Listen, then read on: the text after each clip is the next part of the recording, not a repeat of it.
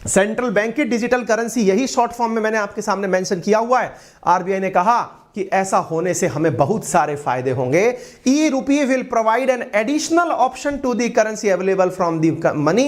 It is substantially not differentiate from the bank note. Bank note से अलग नहीं होगा, but being digital it is likely to be easier, faster, cheaper. ये तो हमें भी पता है। हो सकता है कि आप अपने ये कहें लोगों से शुरुआत में कि बेटा अपने अकाउंट में पैसे मत, आप कैश मत लो। बैंक वाले आपको ऑफर देने लगे कि अवस्थी जी अकाउंट में कितना पैसा है, हमने साहब 1000 रुपया है, एक काम करिए हम आपको 1100 रुपये देंगे लेकिन आप कैश मत लीजिए। या फिर अरे छोड़ो 1010 रुपये ही दे देंगे हम आपको। क्यों? क्योंकि आपने हमारी बहुत सारी पैसे बचा लिए। कौन से पैसे बचा लिए? छपाई बचा ली। आप इसको निकालोगे, एटीएम हमको चलाना पड़ेगा, ये सब करना पड़ेगा, इतना तामझाम खर्च करना पड़ेगा, नहीं करेंगे। आपको पता है सेंट्रल बैंक भविष्य में जिस प्रकार से आज योजनाओं का पैसा अकाउंट में आ जाता है, विचार करिए बैंक के पास जाने का काम ही नहीं बचेगा। बैंकों के काम कुछ और हो जाएंगे फिर कि तुम लोग तो बिजनेस ग्रो करने पे काम करो कि बिजनेस कैसे बड़ा किया जाए। ये छोड़ दो, सरकार एक क्लिक पे आरबीआई से कहेगी बटन दबाओ, लोगों के पास मोबाइल में पैसा पहुंचाओ। जब सब कुछ डिजिटल हो रहा है तो पैसा डिजिटल क्यों ना हो। और उदाहरण में तो हम देख ही चुके हैं, भारत जहां 3000 लाख करोड़ रुपए के ट्रांजैक्शन एक एक क्वार्टर में कर डालता है साहब, सोचकर देखिए कहां जा रहे हैं हम लोग। आपको मालूम होना चाहिए बजट में भी इस बारे में चर्चा की गई थी। फरवरी 1 को जब निर्मला सीतारमण जी का बजट था उसमें कहा गया था कि इंडिया जल्दी ही अपनी डिजिटल करेंसी लेके आने वाला है, आरबीआई इसकी तैयारी कर रहा है। आप देख सकते हैं 7 तारीख का ये प्रेस नोट जो आपके सामने है, जिसमें आरबीआई ने प्रेस रिलीज में कहा कि हम concept note on central bank digital currency launch कर रहे हैं। ये कंसेप्ट नोट क्या था? इसमें सरकार ने साफ साफ बताया कि कैसे होगा ये, क्या करेंगे हम। आरबीआई बता रही है ये सारी चीजें और हम किस प्रकार से आगे बढ़ेंगे, वो सारी बातें यहां पर बताई गई। तो आरबीआई का अल्टीमेटली प्लान क्या है? आरबीआई का प्लान कुछ भी नहीं है साहब। The approach of issuance of CBDC will be generated on the 2 basic consideration. पहला, एक डिजिटल रुपए को मार्केट में लेकर के आना जिसकी वजह से जो आपकी पेपर करेंसी है ना उसको रिप्लेस किया जा सके, and manage the process of introducing digital rupee in A seamless manner, बहुत आसान तरीके से। आप में से बहुत सारे लोग डर जाएंगे, सर कोई हमारे मोबाइल को चोरी कर लिया तो क्या होगा, सर हमारे पैसे को किसी ने हैक कर लिया तो क्या होगा। मैं सिंपल सा पूछ रहा हूं, आपके बटुए में इतने दिन से आपका एटीएम कार्ड रखा हुआ है, कोई लपड़ मार के आपसे एटीएम कार्ड छीन लिया तो क्या होगा। नंबर दूसरा, आपका पर्स जो जेब में रखा हुआ है आपसे गिर गया तो क्या होगा, पैसा तो उसमें से भी रखा चला जाता है? आप जो आज अपने पास में एटीएम कार्ड या क्रेडिट कार्ड रखे घूमते हो, अगर कोई मशीन लेकर के आए, आजकल वो वाईफाई इनेबल्ड आ रखे हैं, आपके पास कोई जेब पर मशीन लगा करके बस टच करके निकाल ले जाए, 2000 रुपये तो खर्च से निकल जाएंगे, फिर क्या कर लोगे। तो पैसा जहां है वहां तो असुरक्षा तो है, लेकिन आप इस आधार पर कि पैसा चोरी हो जाएगा आप काम करना थोड़ी बंद कर देंगे। अल्फ्रेड नोबेल ने डायनामाइट जो थी वो माइंस को फोड़ने के लिए बनाया था, लोगों ने बॉम्ब बना लिया। तो साइंस तो काम ही, कहते हैं ना साइंस दो धारी तलवार है। तो सरकार अगर ये काम करेगी तो दूसरी चीजों की भी संभावना बढ़ेगी, लेकिन उनका रोकथाम संभव है। उनके पता होंगे सेंटर्स की इस बंदे के पास चोरी हुआ है, साइबर थाने बना करके, या उनका काम तो संभव है, लेकिन जो घर में बंद के पैसा भर के रखे हुए हैं उनका क्या करें, जो काला धन भरा हुआ है उसको कैसे दूर करें, उसके लिए यह तरीका है। हम में से कई लोग कई बार पनवाड़ी की थड़ी पर बैठ के कहते हुए पाए जाते हैं ये तो सरकार चाहती नहीं है। भाई साहब, इंडिया में तो जितना बैंकों में पैसा नहीं है उतना लोगों के घरों में पैसा है। कई बार कहते हैं, हम कहते हैं ये तो इंडिया के लोग बता देना अगर हमारे पास रियल में पैसा कितना है तो हमारी देश की इकोनॉमी 5वें नंबर की नहीं नंबर 1 पर पहुंच जाए। हम लोग तो बताते नहीं है, छुपा छुपा के इतना पैसा रखा हुआ है। अरे कई लोग कहते पाए जाते हैं अपन को पता है मंदी ने क्यों नहीं मारा। बोले क्यों नहीं मारा, अपने पास ऐसा पैसा था जो सरकार को पता नहीं था, हमने उससे अपना घर चला लिया। दुनिया मंदी में थी, हम तो अपने घर के पैसे से चला लिए। बेटा चिंता ना करो, सरकार उन सबको ऑनलाइन लेके आने की तैयारी कर रही है और आप बच नहीं पाओगे। तो व्हाट इज फिएट मनी? यही वो मनी है जिसको सरकार बैकिंग करने वाली है। यानी ये कोई क्रिप्टो करेंसी नहीं है जिसके बारे में आप ये सोच लें कि हाँ कोई और ही मालिक होगा। आरबीआई डिजिटल करेंसी ला रही है। फोन पे, पेटीएम आपने जो लपालप यूज किया ना, उसका ही सरकार को मैसेज चला गया है कि ये लोग एकदम ऑलरेडी तैयार हैं। इनको बस कह दो कि आप जो इस पैसे को जो पेटीएम में लिए घूम रहे हो इसे आप कैश नहीं करवा पाओगे। कैश नहीं करवा पाओगे से मतलब ये हुआ कि बैंक में जाकर के आप जब नए हरे हरे नोट निकाल के लाते हो वो नहीं निकलवा पाओगे, बाकी नोट की वैल्यू उतनी ही रहेगी। सरकार खुद उसकी गारंटी लेगी कि हाँ ये पैसा आपका ही है और हमारे पास है, सुरक्षित है। सरकार ने कहा कि हम इसको दो प्रकार से यूज में लेंगे, एक लेंगे होलसेल पर्पज से जो कि इंटर बैंकिंग सेटलमेंट के काम में आएगा, और दूसरा होगा रिटेल पर्पज से जो जनरल के जनता के काम में आएगा। होलसेल का मतलब ये हुआ कि अगर एक एसबीआई बैंक है उसको सरकार से पैसा चाहिए, यानी सरकार पैसा नहीं देती है, सरकार तो गवर्नमेंट सिक्योरिटी आरबीआई को टिका के उससे पैसे लेती है। आरबीआई से मान लीजिए एसबीआई को पैसा चाहिए, तो वो भी अब इस प्रकार के ट्रांजैक्शन नहीं करेगी कि लीजिए साहब हमारी ट्रक भर के पैसे आ रहे हैं आप अपने पास रख लो। उधर से सीधा एक मैसेज इधर आया, टन ये लीजिए इतना पैसा आपके अकाउंट में क्रेडिट हुआ। होलसेल में काम जो चलेगा ना, बड़े बड़े करोड़ों के कारोबार जो धड़ाधड़ चलेंगे वो हो जाएंगे होलसेल डिजिटल करेंसी। ऐसा नहीं होगा, आप में से कुछ लोग ऐसे कहें सर मान लो कोई इतना बड़ा हैकर आ गया, इतना बड़ा हैकर आ गया, पूरा पूरा अकाउंट उड़ा दिया। तो इसीलिए इन दो भागों में बांट दिया है, बड़े ट्रांजैक्शंस एक प्रकार से और दूसरे ट्रांजैक्शंस दूसरे प्रकार से, ताकि इनके डर से बचा जा सके। क्लियर है? तो ये सीबीडीसी दो प्रकार की होने वाली है, सीबीडीसी डब्ल्यू यानी होलसेल और सीबीडीसी आर यानी कि रिटेल। रिटेल में आप और हम जैसे जो लोग होंगे, नॉन फाइनेंशियल लोग, वो शामिल हो जाएंगे, और होलसेल में जो लोग शामिल होंगे वो बता देंगे।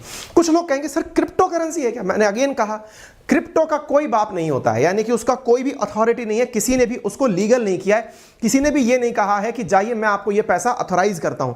आपने माइनिंग के थ्रू उसको बनाया, मशीनों के थ्रू माइन करके, बहुत ब्लॉकचेन तकनीकी का उपयोग करके उसका उत्पादन किया है। क्रिप्टो करेंसी के अंदर कोई भी सरकार बैकिंग नहीं करती है उसकी। जो अपना डिजिटल करेंसी है उसको सरकार ऑथराइज करती है कि हाँ ये हमारी करेंसी। और आपको मालूम होना चाहिए भारत सरकार इस बारे में बहुत लंबे समय से विचार कर रही है, क्योंकि सरकार क्रिप्टो करेंसी को एंडोर्स नहीं करती है।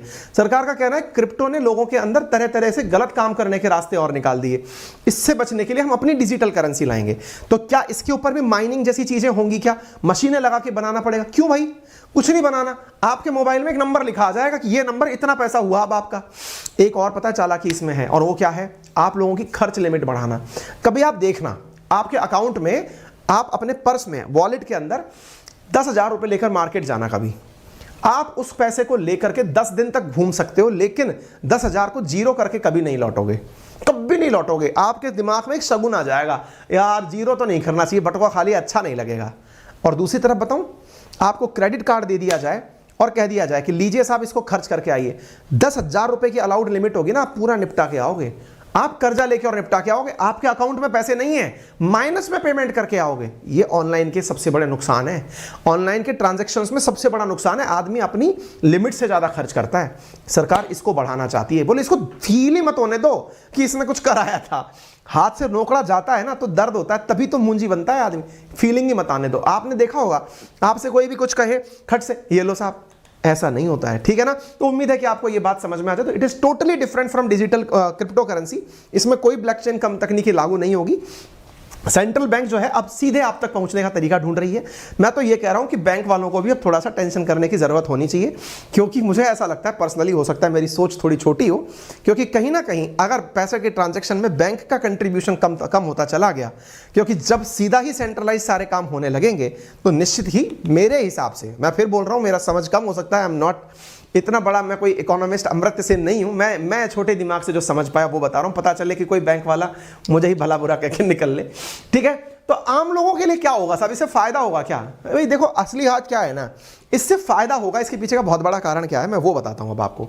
क्या होता है, जैसे मान लो आज आपने किसी सरकारी नौकरी में, कहीं पर भी नौकरी में पैसा करके पैसा कमाया आपने, आप इंडिया में पैसा कमा रहे हैं, चाहे बैंक से कैश निकाल के लाओ या फिर आप अपने अकाउंट में रख के डिजिटल पेमेंट करो। आप में से कुछ लोगों के दिमाग में बेसिक सा सवाल बनेगा, अभी भी तो हम वैसे ही करते हैं सर, अभी भी तो हम अकाउंट में पैसा रखते हैं, वहीं से पे करते हैं, तो ये अलग प्रकार के चोचले की क्या आवश्यकता है? बिल्कुल सही सोच रहे हैं आप।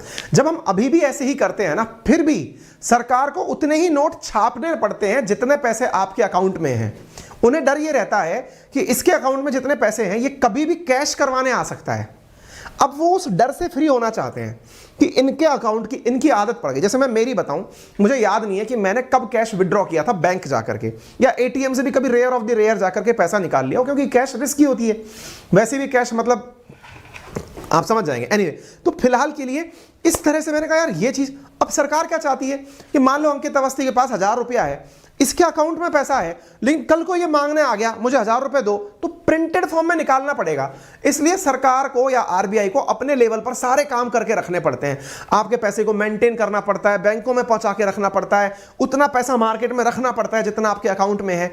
एक बड़ी जिम्मेदारी है। मैंने कहा ना 5000 करोड़ रुपए सालाना खर्च होते हैं प्रिंटिंग के ऊपर। पुराने नोट कम गल जाते हैं, उनको हटाओ, एक प्रक्रिया इन्वॉल्व है। बोले सिस्टम को ही हटा दो ना। जो लोग डिजिटली काम कर रहे हैं उनसे कह दो कि आपके अकाउंट को डिजिटली चलने दो। अब आप उसकी लेने के लिए कैश मत आ जाना। दूसरा फायदा, अब मान लो कि सरकार ने एक बार आपको डिजिटल करेंसी पकड़ा दी, अब आपको वो पैसा इंडिया से बाहर, आपका बच्चा मान लीजिए कहीं दूसरे देश में, रशिया से एमबीबीएस कर रहा है, चाइना से कर रहा है, कहीं से भी कर रहा है, आप उसको पैसा भेजना चाहते हैं। पहले क्या होता है कि आपको हर बार जाकर बैंक के पास जाकर कहना पड़ता है कि ये मेरा धन है, इसको साहब डॉलर में कन्वर्ट कर दो या साहब इसको रूबल में कन्वर्ट कर दो, तब जाके पैसा भेजेंगे। इधर क्या होगा, जब इस प्रकार की डिजिटल करेंसी सरकार ही ऑथराइज कर देगी तो सरकार आपको वहीं पर ऑप्शन दे देगी कि आप अपने ट्रांजैक्शन को रूबल में कन्वर्ट करना चाहते हो, यहीं से कर लो, आप येन में कन्वर्ट करना चाहते हो, यहीं से कर लो, बैंकिंग को बाईपास। इस तरह से आपको अंदाजा नहीं होगा, यूएई तो ऑलरेडी 50% जो अपनी करेंसी है ना वो लोगों को डिजिटल मनी के रूप में ही देता है। इससे क्या होता है कि वो लोग अपने धन को यूएई से निकालकर इंडिया बहुत आसानी से भेज पाते हैं। आपको मालूम होगा रेमिटेंसेस में हमको गल्फ से बहुत पैसा मिलता है। गल्फ की 33-35% जो आबादी है, यानी यूएई की 35% आबादी वो इंडियंस की है। अब उनका इतना पैसा इंडिया इजीली आ जाता है, ये समझने वाली बात है। तो क्या एक तरह से क्या हुआ कि डिजिटल करेंसी जो है ना उससे फॉरेन रेमिटेंसेस बहुत जल्दी ट्रांसफर होंगे। 4 सरकारी बैंकों को as an pilot project run करने के लिए इसको भेज दिया गया है, जिनमें SBI, Punjab National Bank, Union Bank of India, Bank of Baroda शामिल है। उनसे कहा गया कि एक बार ना अब आप इसको करके देखो, डिजिटल करेंसी के रूप में चला के देखो। मैं तो केवल यह समझ पाया कुल मिलाकर सरकार प्रिंटिंग से बच रही है। दूसरा, अकाउंट को इतना प्रमोट कर देगी लोगों के अंदर कि लोग अपने आप ब्लैक मनी का जो सीन है ना वो सतह ही समाप्त हो जाएगा। जब अकाउंट में सब है तो सामने वाले का दिख रहा है। धीरे धीरे जब लोगों में इतनी अवेयरनेस आ जाएगी तो आज आप सोच के देखिए। मैं माफी चाहूंगा बीच में मैं टॉपिक को कहीं और दिशा में ले जा रहा हूं, लेकिन फिर भी समझना चाहिए। क्या होता है ना, जैसे कि हम लोग बोलते हैं कई बार, हमारे केंद्रीय बैंक जो हमारी रिजर्व बैंक ऑफ इंडिया है वो मॉनेटरी पॉलिसीज के माध्यम से repo rate, reverse repo rate, इनमें परिवर्तन करके महंगाई में कमी करना या फिर लोगों के अंदर थोड़ा उत्साह भरने का काम जब भी करती है तो वो फेल क्यों मार जाती है। जब एक बैंकिंग का एक बहुत बढ़िया आंसर आप तैयार करते हैं ना तो उसमें ये सबसे पहला प्रश्न पूछा जाता है कि क्या कारण है कि भारत में मॉनेटरी पॉलिसी जो है वो बहुत इफेक्टिवली काम नहीं कर पाती, या सरकार की रिजर्व बैंक की नीतियां जो है वो देश की महंगाई के नियंत्रण में बहुत बड़ा योगदान नहीं दे पाती। क्यों?